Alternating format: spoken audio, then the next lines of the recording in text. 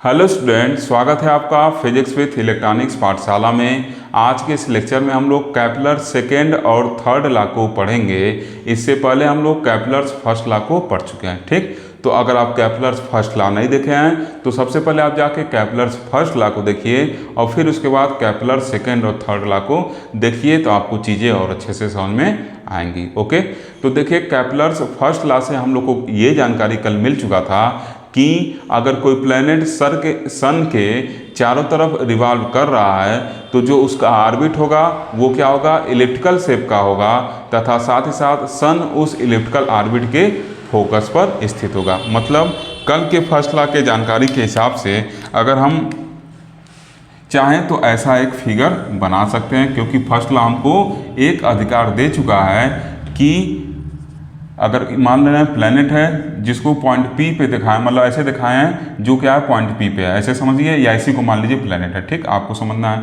ठीक, और एक इलिप्टिकल ऑर्बिट बना दिए। अब ये प्लैनेट इस इलिप्टिकल ऑर्बिट पे क्या करेगा, रिवॉल्व करेगा किसके चारों तरफ, इस सन के चारों तरफ, और सन को क्या किए हैं, फोकस पे रख दिए इस इलिप्स के। ठीक, ये कहाँ से हम लोग बना रहे हैं, ये हम लोग को फर्स्ट लॉ से कल जानकारी मिल चुका था, उसी फर्स्ट लॉ की मदद से ये फिगर बना रहे हैं। ठीक, तो इतना जानकारी मिला। अब देखिए आज के इस लेक्चर में हम लोग अब सेकंड लॉ को समझेंगे। ठीक, फर्स्ट लॉ क्लियर है ना। ये क्या करेगा, प्लैनेट ऐसे इलिप्टिकल ऑर्बिट में रिवॉल्व करेगा और सन या तो यहाँ किसी इस इलिप्स के किसी एक फोकस पे क्या होगा, स्थित होगा। इतना जानकारी मिल चुका है। अब इसके कैपलर्स के सेकंड लॉ को हम लोग डिस्कस करेंगे। तो देखिए लिखा हुआ है कैपलर सेकंड लॉ। ठीक, इसी सेकंड लॉ का ही दूसरा नाम क्या है, लॉ ऑफ इक्वल एरियाज। ठीक, क्यों लॉ ऑफ इक्वल एरियाज कहते हैं, अभी आगे आपको जब स्टेटमेंट पढ़ेंगे तो उससे समझ में आ जाएगा। ओके, तो देखिए लिखे हैं कि the radius vector that is the line joining the sun to the planet. Radius vector को क्या कहते हैं, जो लाइन सन को प्लैनेट से ज्वाइन करती है वही, उसी को क्या कहेंगे, रेडियस वेक्टर कहेंगे। Sweeps out equal area in equal interval of time. मतलब प्लैनेट को सन से ज्वाइन करने वाला जो लाइन है वो क्या करता है, स्वीप्स करता है। ऐसे कई स्वीप्स मतलब कवर करता है equal area in equal interval of time. That is the areal velocity of radius vector is constant. अतः हम कह सकते हैं कि जो line joining sun to the planet है उसी को रेडियस वेक्टर कर रहे हैं। तो हम ये कह सकते हैं कि जो रेडियस वेक्टर हो, जो एरियल वेलोसिटी होगा रेडियस वेक्टर का, वो क्या होगा, कांस्टेंट होगा। ठीक, इस चीज़ को मैं समझाऊंगा तो फिर इस पे आगे बढ़ूंगा। ठीक, पहले इसको समझते हैं। ये देखिए सन को प्लैनेट से जो जोड़ने वाला लाइन है इसी को क्या कहेंगे, रेडियस वेक्टर कहेंगे। ठीक, मान ले रहे हैं किसी टाइम, अभी मान ले रहे हैं, हम लोग पढ़ रहे हैं, तत्काल मान ले रहे हैं कि इसी टाइम पे जो प्लैनेट है वो पॉइंट पी पे है और जिसका सन से डिस्टेंस आर है और ये इससे थीटा एंगल पे है। अब मान ले रहे हैं एकदम इन्फिनिटेसिमल स्मॉल टाइम इंटरवल में, मान ले रहे हैं 1 सेकंड में वो क्या हो जा रहा है, यहाँ पे पहुँच जा रहा है, पॉइंट पी डैश पे पहुँच जा रहा है, और उस ए सेकंड को हम इससे डी टी से दिखा दे रहे हैं। D T is also infinitesimal small time. ठीक, 1 सेकंड बाद या ऐसे कहिए डी टी टाइम बाद क्या हो रहा है, ये प्लैनेट पी से पी डैश पहुँच जा रहा है। तो इस रेडियस वेक्टर द्वारा, ये रेडियस वेक्टर है। ठीक, तो इस रेडियस वेक्टर द्वारा जो एरिया कवर होगा वो क्या होगा आपका, yes P P dash area cover होगा इसके द्वारा। ठीक, तो कैपलर सेकंड लॉ ये कहता है कि अगर प्लैनेट यहाँ था तो 1 सेकंड में, मतलब 1 सेकंड को हम लोग डी टी कर रहे हैं, जनरल केस डी टी लेकर हम लोग सॉल्व करना है, इस पर डी टी कर रहे हैं। ठीक, अभी 1 सेकंड बात करते हैं, बाद में फिर इसको डी टी से रिप्लेस कर देंगे। ओके, 1 सेकंड क्यों छोटा है, क्योंकि इस पी को, इस पॉइंट पी पर इस प्लैनेट को पहुँचने में 365 दिन लगेगा। एक चक्कर लगा के पहुँचने में 365 दिन लगेगा, और 365 दिन लगेगा। साथ ही साथ सोचिए क्या होता है, एक दिन में 24 घंटा होता है, और 1 घंटे में क्या होता है, 60 मिनट होता है, और 1 मिनट में क्या होता है, 60 सेकंड होता है। सोचिए 1 सेकंड कितना छोटा पार्ट होगा इसका। तो ये चीज़ समझ रहे हैं ना। तो वही इसीलिए बस आपको समझाने के लिए 1 सेकंड ले रहे हैं, वास्तव में डी टी से लिखा जाता है। ठीक, तो ये एरिया कवर किया।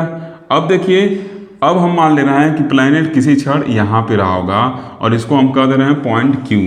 ठीक, तो यहाँ पे इसको जो मिलाने वाला लाइन होगा वो क्या होगा, आर होगा। क्लियर है चीज़। अब देखिए यहाँ पर जब प्लैनेट है, मान लेना है इस पॉइंट और प्लैनेट जब था, तो जब वो डी टी टाइम बाद प्लैनेट को देखा जाएगा तो क्या होगा, वो कुछ यहाँ पर पहुँच जाएगा, क्यू डैश से पहुँच जाएगा, और जो इस केस में एरिया होगा वो आपका क्या हो जाएगा, यस क्यू क्यू डैश होगा।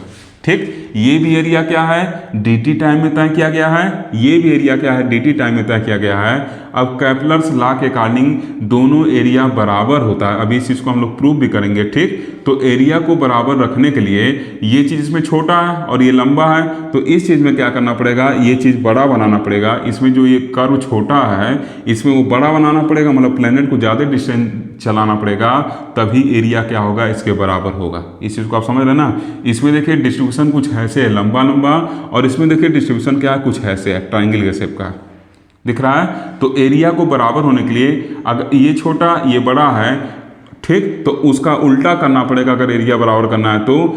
क्यों उल्टा करना पड़ेगा, क्योंकि यहाँ पे रेडियस वेक्टर क्या है छोटा है, तो इस चीज़ को क्या करना पड़ेगा बड़ा करना पड़ेगा, तब जाके जो area yes Q Q dash होगा वो यस पी पी डैश के बराबर होगा, किसमें dt टाइम इंटरवल में।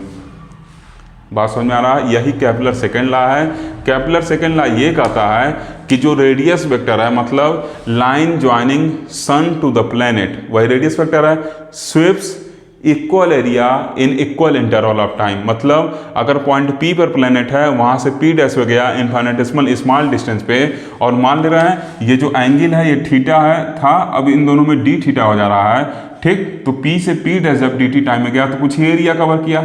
सिमिलरली अगर उसको पॉइंट Q पर रहा होगा और सेम टाइम इंटरवल में चलना होगा और सेम एरिया कवर करना होगा, तो उसको क्या करना पड़ेगा, ज़्यादा दूरी चलना पड़ेगा, तभी जाके एरिया ये दोनों क्या होगा बराबर होगा, तभी एरिया बराबर होगा। अगर इतना ही डिस्टेंस यहाँ भी चलाएंगे तो क्या एरिया इसके बराबर होगा, नहीं होगा, तो केपलर लॉ सही नहीं होगा। तो केपलर्स लॉ के अकॉर्डिंग क्या करना पड़ेगा, ये चीज़ इसके बराबर लाने के लिए जब प्लेनेट सन के पास होगा, मतलब जब line joining sun to the planet छोटा होगा, मतलब रेडियस वेक्टर का वैल्यू छोटा होगा, तब इस प्लेनेट को ज़्यादा डिस्टेंस उतने ही टाइम इंटरवल में चलना पड़ेगा इस एरिया को इस एरिया के बराबर करने के लिए।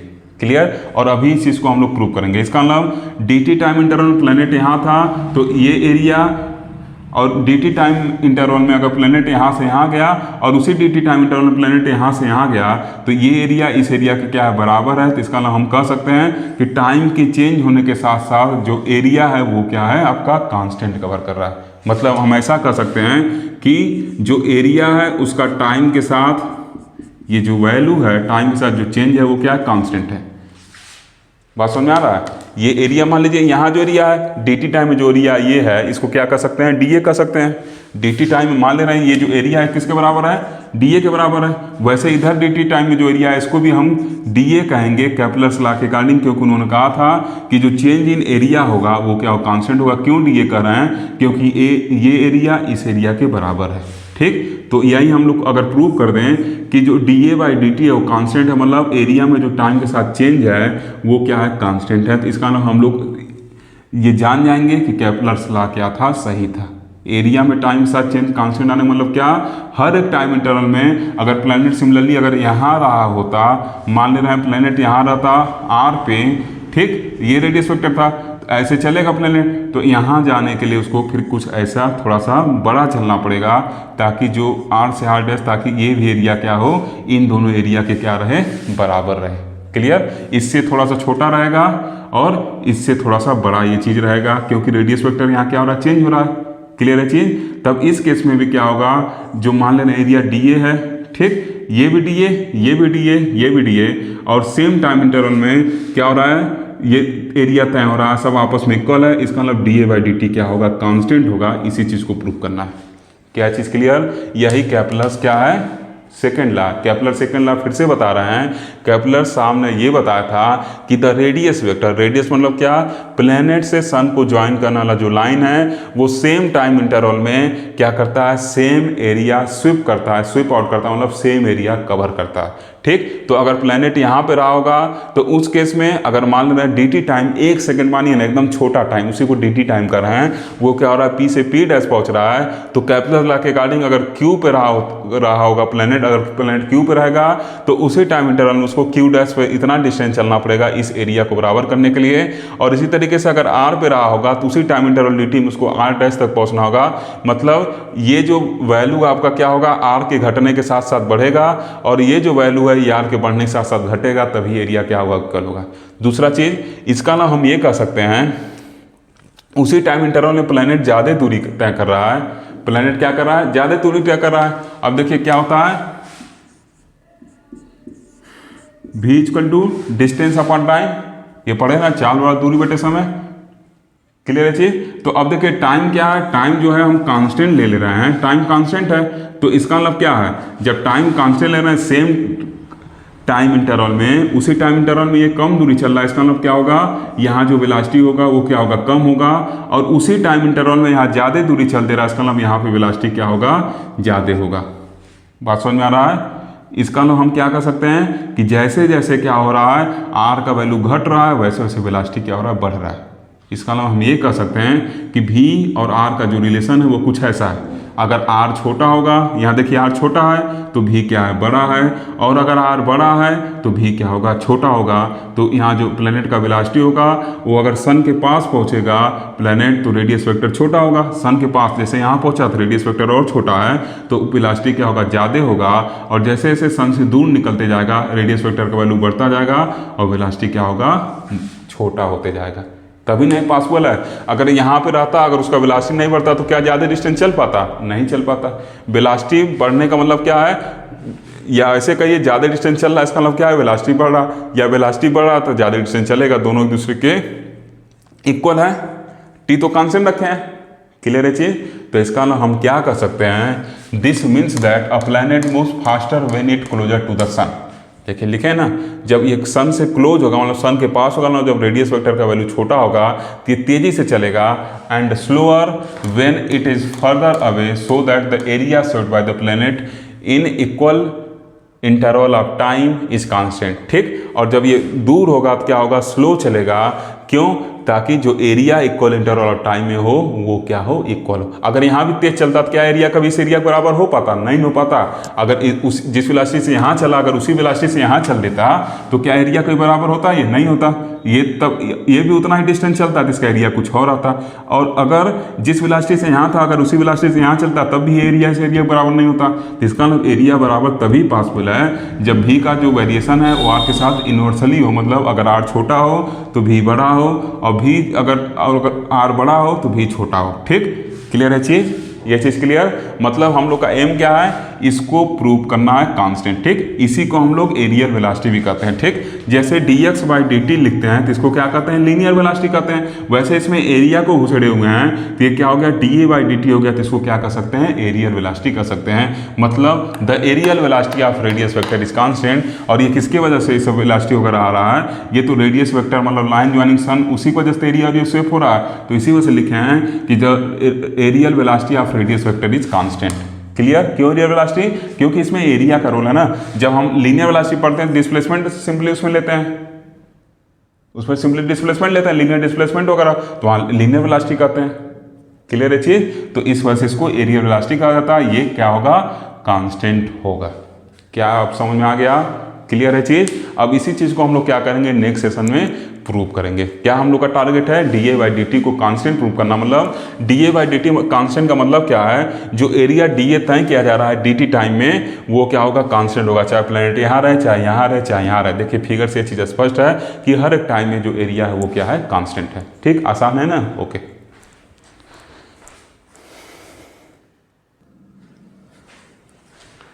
देखिए स्टूडेंट, अब हम लोग इसका डेरिवेशन करेंगे सेकेंड लॉ का। मतलब जो केपलर साहब ने बताया था कि एरियल वेलोसिटी कांस्टेंट होगा, उसको प्रूव करके देखेंगे कि क्या वाकई में कांस्टेंट है। ठीक, तो सबसे पहले हम लोग को फर्स्ट लॉ के अकॉर्डिंग जो जानकारी है उसी से अपनी चीज़ों को स्टार्ट करेंगे। तो फर्स्ट लॉ के अकॉर्डिंग हम लोग को क्या जानकारी है कि जब प्लैनेट सन के चारों तरफ रिवॉल्व करेगा तो एक इलिप्टिकल ऑर्बिट में रिवॉल्व करेगा, और जो सन होगा वो इलिप्टिकल ऑर्बिट के किसी एक फोकस पे स्थित होगा। ठीक, तो इस चीज़ से अपने बात को आगे बढ़ाते हैं। तो लिखेंगे suppose a planet P is moving in an elliptical orbit as shown in figure below, जैसा कि नीचे फिगर में दिखाया गया। ठीक, एक बार मैं चेक कर लूँ, थोड़ा कट तो नहीं रहा, चलिए सही।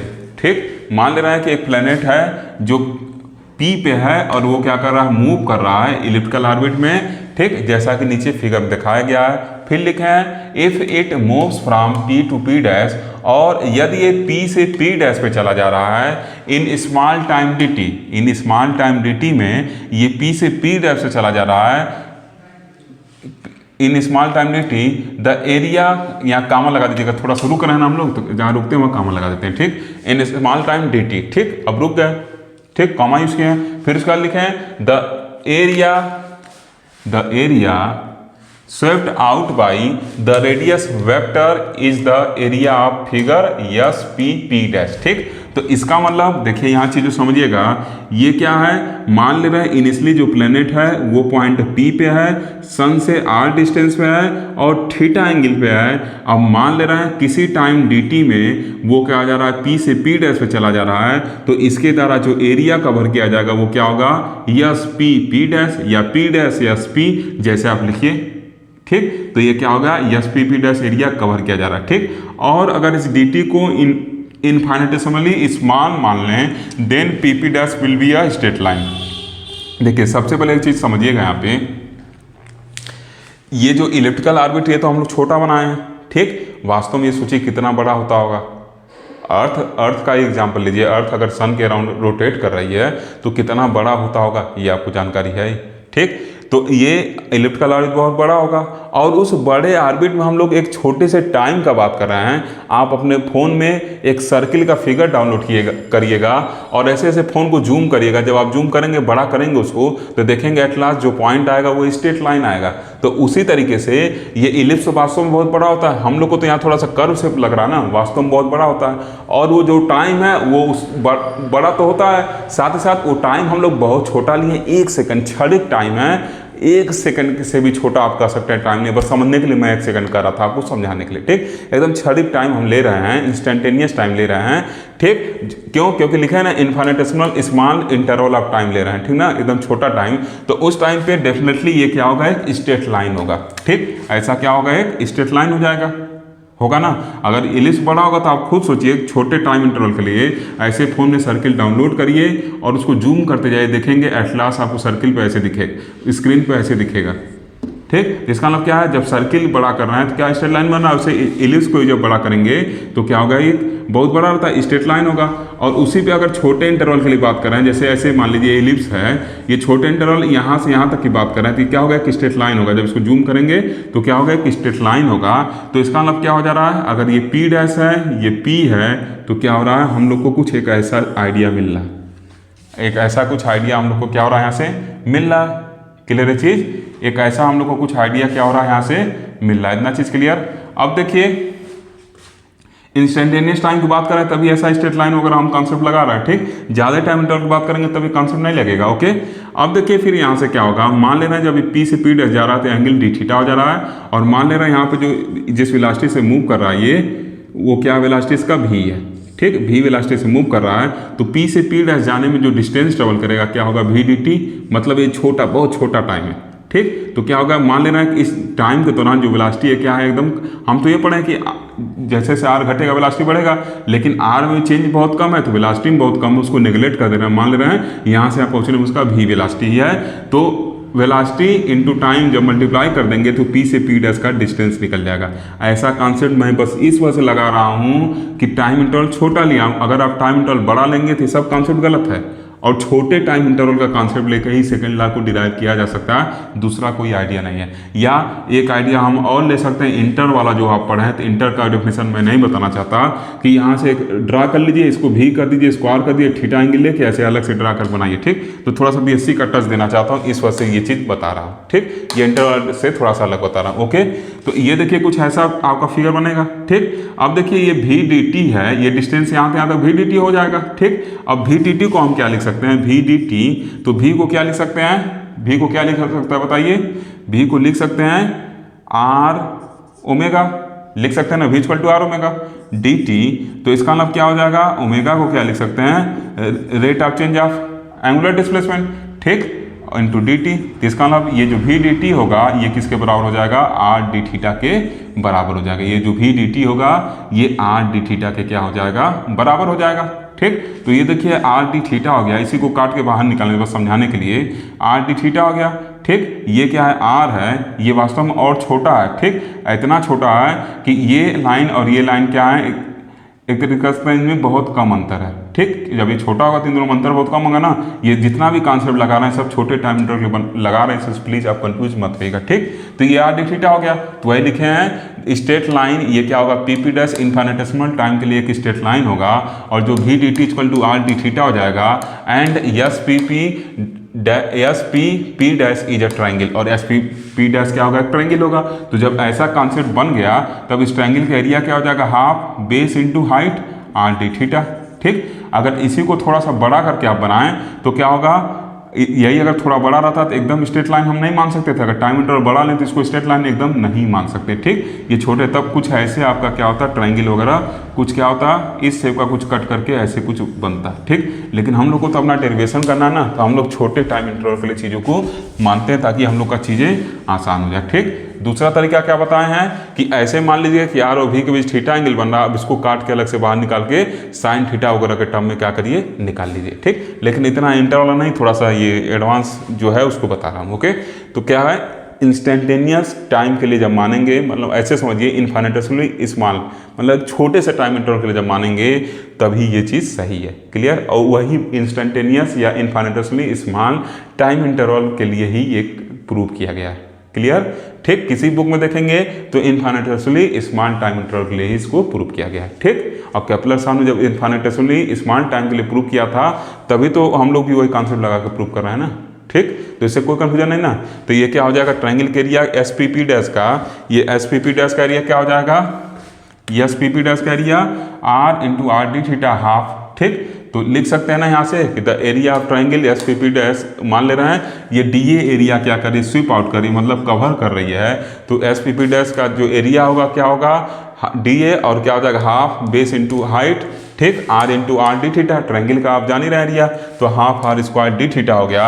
अब देखिए दिस क्या लिखे हैं, this is the area swept out in time D T. अब ये डी टी टाइम में हम माने हैं एरिया क्या किया गया है, स्वेप्ट आउट किया गया। तो यूनिट टाइम में रेट निकालने मतलब क्या, यूनिट टाइम में देखा जाता है। ठीक, तो डी टी टाइम में इतना एरिया है तो एक सेकंड में क्या होगा, D A by D T हो जाएगा। तो रेट ऑफ चेंज अगर लिखें, therefore rate at which area is swept, किस रेट से एरिया किया जा रहा है, मतलब यूनिट सेकंड में क्या एरिया कवर किया जा रहा है, तो D A by D T equal to ये हो जाएगा। ठीक, उससे भाग देना पड़ेगा ना, जैसे 10 रुपए के 5 आम हैं तो ठीक 1 रुपये कितना आम होगा लगाते हैं ना हम लोग, तो वैसे डी टी टाइम में डी ए एरिया है तो यूनिट टाइम उसी को रेट कहते हैं। ठीक, कितना होगा, तो D A by D T हो गया।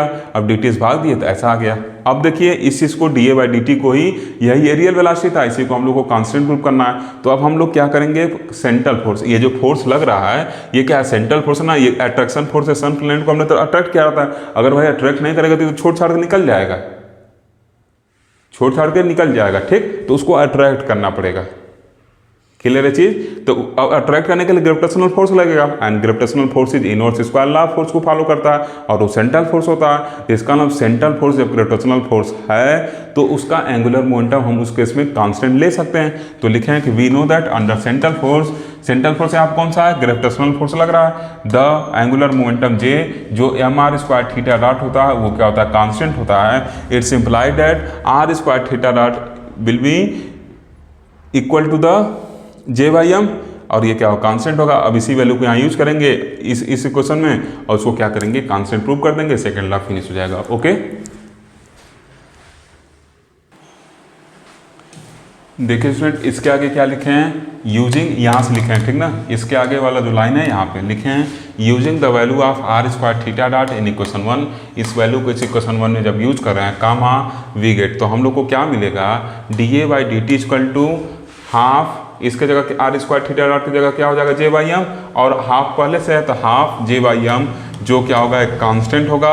और इसका मतलब क्या हो जाएगा, हम कह सकते हैं कि जो D A by D T होगा वो कांस्टेंट होगा। क्लियर, मतलब हर एक टाइम इंटरवल में जो एरिया होगा वो क्या होगा, जो प्लैनेट उसे रेडियस वेक्टर जो क्या करेगा, एरिया कवर करेगा वो क्या होगा, कांस्टेंट होगा, स्वीप करेगा, ऐसे कह सकते हैं। ठीक, तो वही लिखे हैं कि which verifies the second law that the radius vector, that is the line joining sun to the planet, sweeps out equal area in equal interval of time। इसका मतलब क्या करेगा, इक्वल इंटरवल ऑफ टाइम, जैसे figure में समझाए थे ना, equal area cover करेगा। और तभी पॉसिबल होगा ये जब क्या हो, वेलोसिटी क्या हो, इनवर्सली प्रोपोर्शनल हो रेडियस वेक्टर के। समझाए थे फिगर अभी, ठीक। तो वहीं से ये चीज़ हम कर रहे हैं। In other word the areal velocity of a planet around the sun is constant. दूसरे शब्दों में हम कह सकते हैं एरिया को मिलाया गया, एरिया का टाइम के साथ चेंज देखा गया है, इसका नाम हम कह सकते हैं कि जो एरियल वेलोसिटी होगा प्लैनेट का टाइम के साथ वो क्या होगा, कांस्टेंट होगा। ठीक, क्लियर है चीज़।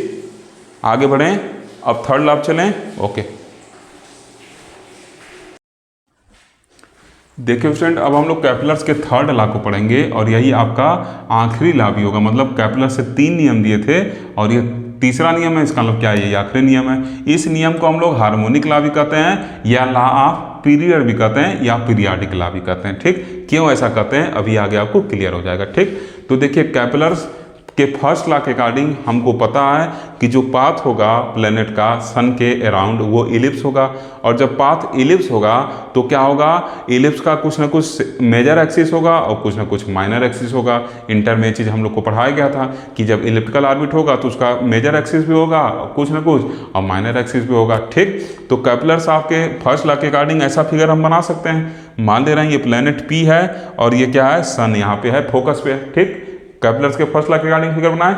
अब देखिए जब ये प्लेनेट क्या करेगा, एक चक्कर अपना यहाँ से ऐसे जाते हुए कंप्लीट करके फिर यहाँ पहुँचेगा, तो उसी को इस प्लेनेट का क्या कहेंगे हम लोग, टाइम पीरियड कहेंगे या पीरियड ऑफ रिवोल्यूशन कहेंगे। ठीक, एक चक्कर लगाने में जितना इसको टाइम लगेगा, अगर मान लीजिए आज यहाँ पे है तो फिर जितने दिन बाद वो यहाँ पे पहुँचेगा उसी को हम इसका क्या कहेंगे, टाइम पीरियड कहेंगे या पीरियड ऑफ रिवोल्यूशन कहेंगे। तो कैपलर साहब ने ये बताया था कि जो ये प्लैनेट का टाइम पीरियड होगा या पीरियड ऑफ रिवोल्यूशन होगा उसका जो स्क्वायर होगा, अगर हम टाइम पीरियड को टी से दिखाएं तो मतलब इस टी का जो स्क्वायर होगा वो इस इलिप्टिकल ऑर्बिट के सेमी मेजर एक्सिस, ये पूरा यहाँ से यहाँ तक 2a माने हैं। ठीक, 2a थोड़ा सा कट रहा है, इसको पूरा यहाँ से यहाँ तक 2a माने हैं, मतलब a से b तक का जो डिस्टेंस है 2a माने हैं। ठीक, थोड़ा सा कट रहा है, इसको आप लिख लीजिएगा।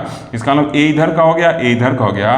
तो कैपलर्स लॉ के अकॉर्डिंग जो टाइम पीरियड का स्क्वायर होगा वो इस इलिप्स के सेमी मेजर एक्सिस के क्यूब के क्या होता है, बराबर होता है। ठीक, और हम लोग इंटर से ही पढ़ते हुए आए हैं कि इलिप्स हम लोग के सर लोग पढ़ा है कि सेमी मेजर एक्सिस को a, मेजर एक्सिस को 2a और इसी तरह से माइनर एक्सिस को 2b और सेमी माइनर एक्सिस को b से दिखाया जाता है। तो ऐसे फिगर में सब दिखा दिए हैं। क्लियर है चीज़, ये चीज़ क्लियर। तो यही हम लोग को प्रूव करना है। कैपलर्स थर्ड लॉ क्या है, अब देखिए इसमें टाइम पीरियड का नाम आया ना, इसीलिए इसको हम लोग हार्मोनिक लॉ भी कहते हैं या लॉ ऑफ पीरियड भी कहते हैं या पीरियाडिक लॉ भी कहते हैं। क्लियर है चीज़।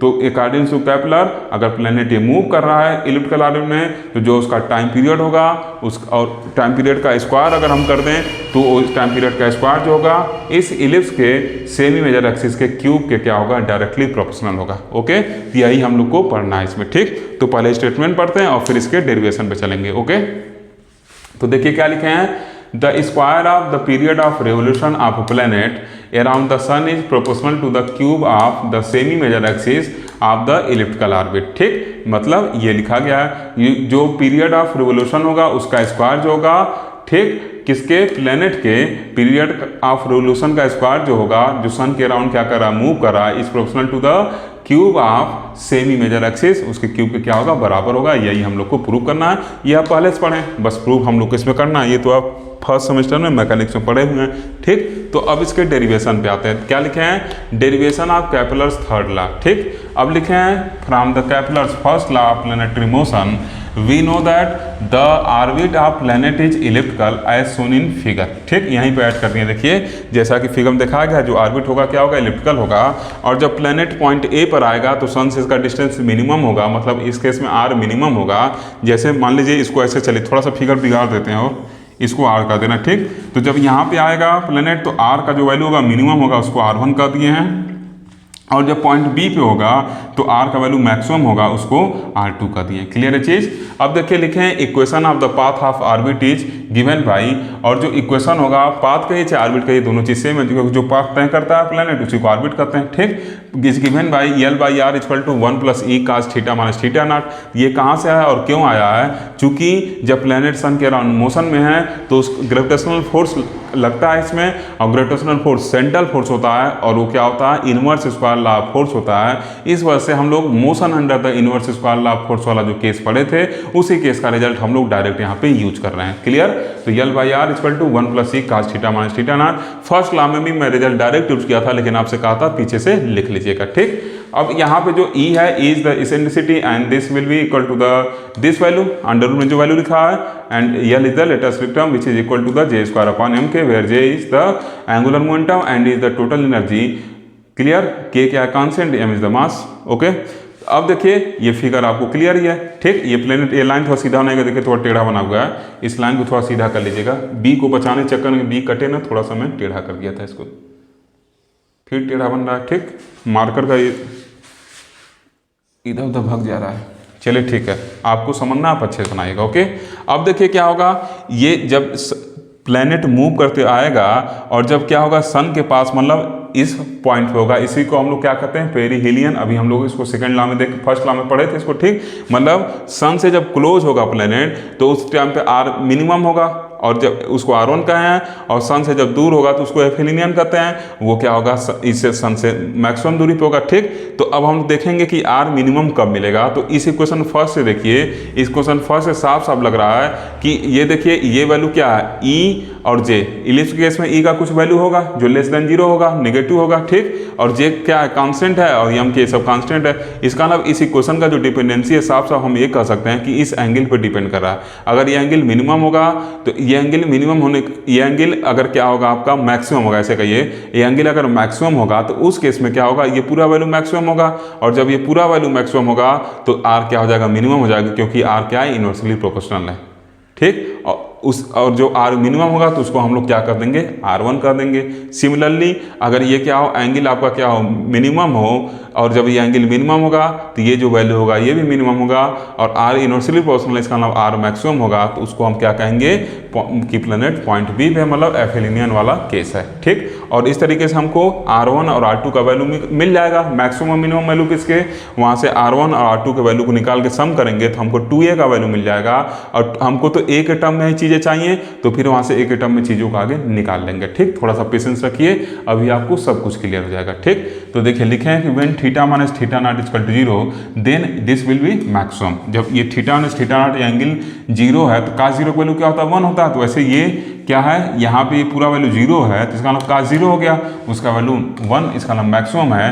तो इस केस में R विल बी मिनिमम, और R मिनिमम को क्या माने, R1 माने, और यही क्या होता है, पेरिहेलियन होता है, मतलब क्लोजेस्ट पॉइंट टू द सन होता है। मतलब क्या होगा, जो प्लेनेट होगा वो सन के क्लोज होगा इस R मिनिमम पे, ठीक। फिगर से ही आप क्लियर है, कोई इसमें रॉकेट साइंस तो है नहीं। Then from equation 1 we get, अब इक्वेशन 1 से हम क्या कर सकते हैं, अब R की जगह R1 हो जाएगा, तो L by R1 equal to 1 plus E, अब इसका वैल्यू 1 हो गया, this imply that R1 equal to L upon 1 plus E, ठीक। इक्वेशन 4 हो गया, ठीक। अब फिर देखिए when theta minus theta naught equal to 180, जब थीटा माइनस थीटा नॉट क्या होगा, 180 होगा, तो आपको पता है cos 180 का वैल्यू क्या होता है, मिनिमम होता है, ठीक। तो वो क्या हो जाएगा, -1 हो जाएगा, और जब ये वैल्यू मिनिमम होगा तो R क्या है, इनवर्सली प्रोपोर्शनल है, तो यहाँ से ये जो वैल्यू होगा R क्या होगा, मैक्सिमम होगा, और उस मैक्सिमम को R2 कहें। दिस मीन्स व्हाट, यहाँ से आपको पता चल जाएगा कि R maximum equal to R2 मान लिया, इसी को एफिलियन कहें, ठीक। वो पॉइंट भी है जब क्या हो, ये क्या हो, सन से क्या हो, दूर हो, ये कौन सा,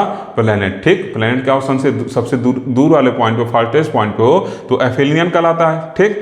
तो अब देखिए फ्रॉम इक्वेशन फर्स्ट हम क्या लिख सकते हैं, अब इक्वेशन फर्स्ट से लिख सकते हैं कि L बाई R, इसको मैक्सिमम को R2 कहें, तो L by R2 equal to 1 minus E, this will gives us R2 equal to L upon 1 minus E, ठीक। अब क्या करेंगे, इक्वेशन 4 और 5 के मदद से आगे बढ़ेंगे। क्लियर है चीज, तो आप इसको स्क्रीनशॉट ले लीजिए, अब मैं लिखूंगा फिर समझाऊंगा।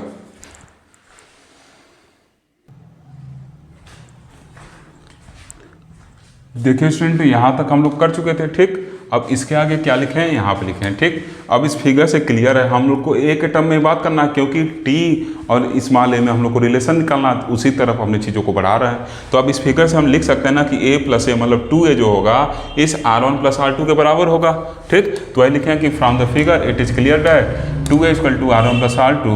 अब क्या कर रहा है, इक्वेशन 4 और 5 को अगर यूज कर लें तो कुछ ऐसा हमको मिल जाएगा, यल कॉमन ले लेंगे तो ये मिल जाएगा। अब 2a इक्वल टू क्या हो जाएगा, यल इंटू, अब देखिए इसको जब सॉल्व करेंगे तो ऐसे कर सकते हैं ना, ये a plus B a minus B है, तो a माइनस बी का होल स्क्वायर होगा, तो 1 का स्क्वायर माइनस e का स्क्वायर, तो 1 माइनस ई स्क्वायर, और इधर 1 प्लस ई, इधर 1 माइनस ई, ऊपर इधर 1 प्लस ई आएगा, इसी कट जाएगा, 2 बचेगा, तो 2, ये तो आप सॉल्व कर सकते हैं। तो ऐसा ही आया। अब 2 से 2 कट गया तो a equal to L upon 1 minus E square बचा। अब इस a को क्या किए, इसके टर्म में लिख लिए, जे ई इन सब के टर्म में लिख लिए। तो इक्वेशन 2 और 3 के हेल्प से क्या किए हैं, आगे आप चाहें तो ऐसे लिख सकते हैं by using equation 2 and 3। Equation 2 और 3 हम लोग बनाए थे by using equation 2 and 3। Equation 2 और 3 के हेल्प से हम ये लाइन लिख लिए। ठीक, अब देखिए यहाँ से क्या हो गया, a का वैल्यू क्या हो जाएगा, ये स्क्वायर रूट के ऊपर स्क्वायर लगा हुआ तो ये हट जाएगा, माइनस माइनस करके ये वैल्यू आ जाएगा। ठीक, आप आसान कैलकुलेशन इसकी बहुत तेज बता रहा हूँ। और a इक्वल टू ये बचेगा, जे स्क्वायर हम के लिख लिए हैं, और जब ये ऊपर जाएगा तो उलट कर जाएगा, और जब उलट के जाएगा देखिए यम से हम गया। ठीक, जे स्क्वायर को ले डूबेगा।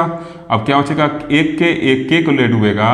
तो now here a equal to minus K upon 2e से क्वेश्चन 6। अब देखिए, अब हमको क्या करना है, सेकेंड लॉ को यूज करते हुए क्या करेंगे, एरिया वगैरह को निकालेंगे इलिप्स के, और वहां से अभी देखिएगा आगे के रिलेशन निकालते हुए और इस इसको हम लोग क्या करेंगे, प्रूव कर ले जाएंगे अभी। ठीक, तो उसी यूज किए हैं कि from Kepler second law we know that D by D T equal to J by 2m equal to constant आया था। तो कांस्टेंट कोई मतलब है नहीं हमको, तो जे बाई 2m लिखे थे, तो डी इक्वल टू इस डी टी कहे तुम हटो इधर से, तो ये बेचारा का रास्ता कहीं मिला नहीं तो यहाँ चला जाएगा, तो D equal to J upon 2m D T हो गया।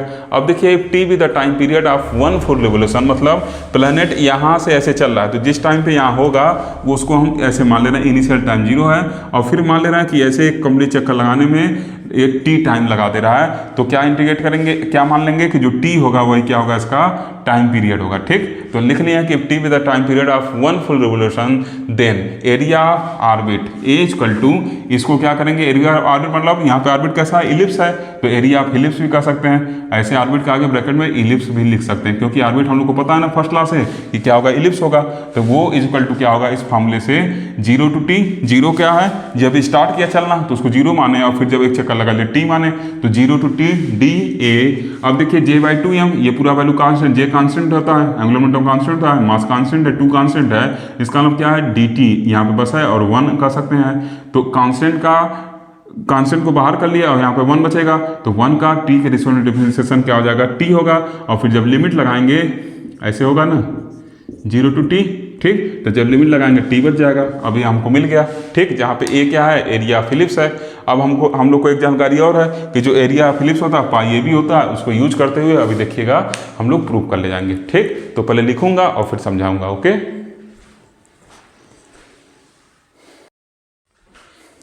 देखिए स्टूडेंट, यहाँ तक हम लोग सॉल्व कर लिए थे लास्ट सेशन में, अब इसको इक्वेशन 7 कर दिए। ठीक, अब देखिए फिर क्या लिख रहे हैं, फ्रॉम द फिगर से क्लियर है, from the figure area of ellipses, ellipse का जो एरिया होगा वो क्या होगा, a equal to pi a B.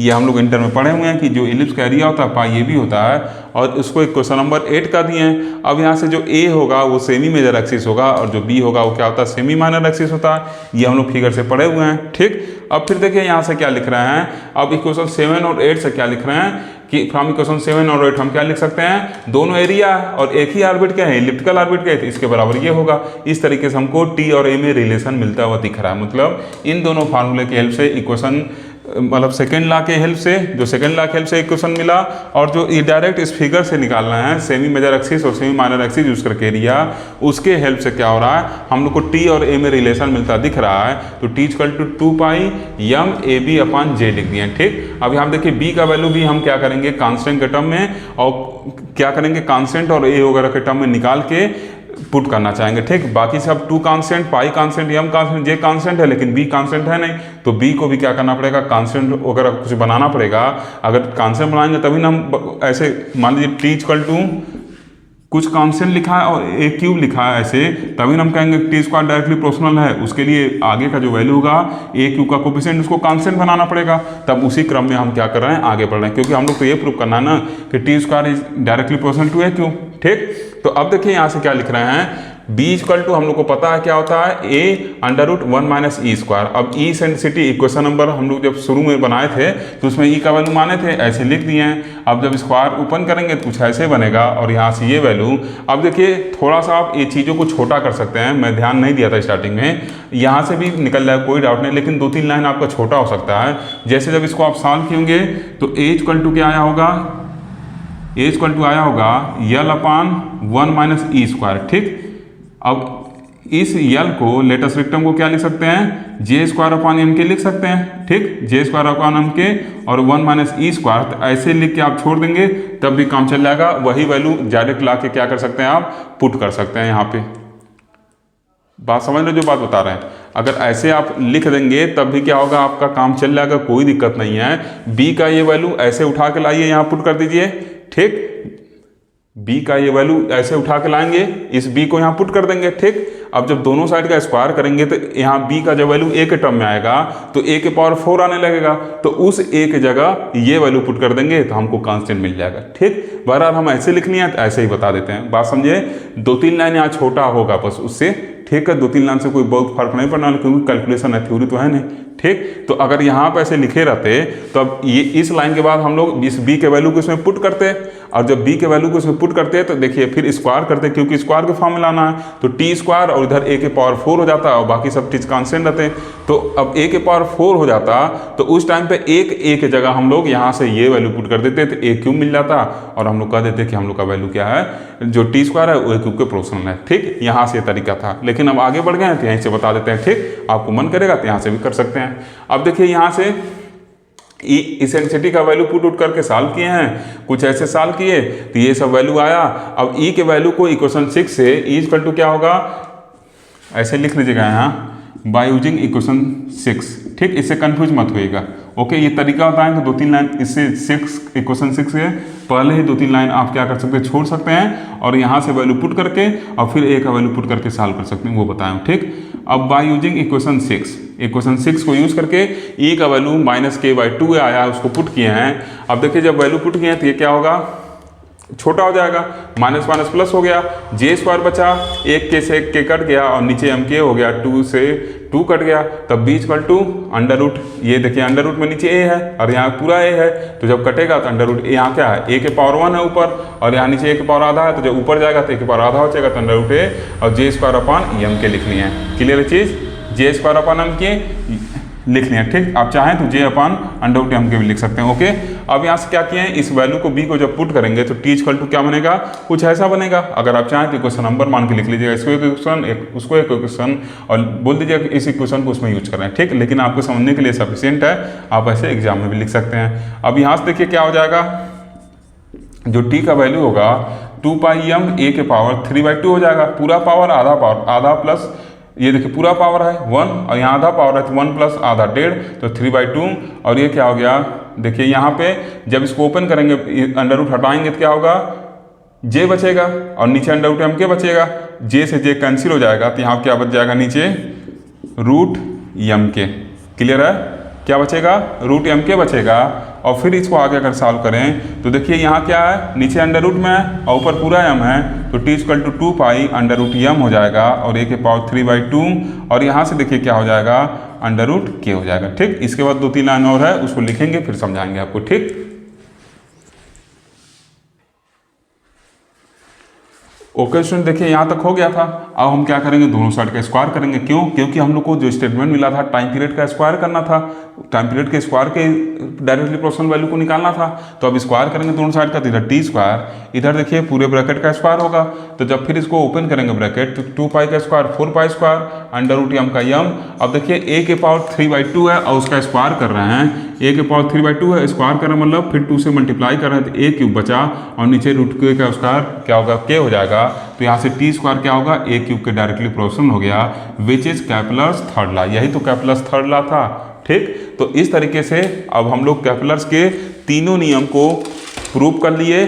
ठीक, स्टेटमेंट के साथ डेरिवेशन भी देख लिए और हम लोग का कैपलर्स लॉ फिनिश हो गया। देखिए कितना आसान डेरिवेशन था। क्लियर है चीज, एक शार्ट तरीका होता है, शार्ट मतलब क्या, बस 2-3 लाइन आपका छोटा होगा बस। ठीक, तो ऐसा कैलकुलेशन में 2-3 लाइन ऐसा कोई बहुत बड़ी बात नहीं है। अगर आप चाहें तो इक्वेशन 6 जो बनाए थे उससे पहले ले आके शार्ट तरीका अपना के कर सकते हैं। ठीक, तो हम लोग पूरा कैपलर्स खत्म कर चुके हैं। ओके, अगर आपको कोई डाउट हो तो आप उसको कमेंट करके पूछते रहिएगा। एक लेक्चर और हम लोग दूर हैं क्लासिकल मैकेनिक्स को फिनिश करने से, और उसके बाद क्लासिकल मैकेनिक्स फिनिश हो जाएगा, फिर हम लोग स्टैटिस्टिकल मैकेनिक्स पे भी चलेंगे। ठीक और साथ ही साथ दीपावली बाद MCQ सीरीज भी आपका स्टार्ट हो जाएगा, ताकि जिन भी यूनिवर्सिटी में MCQ एग्ज़ाम है वहाँ के बच्चे MCQ को पढ़ें और एग्ज़ाम में अच्छा स्कोर कर सकें। ठीक, अगर आपको लेक्चर अच्छा लगा हो तो ज़रूर लाइक करिए, वीडियो को ज़्यादा से ज़्यादा शेयर करिए। Thank you for watching.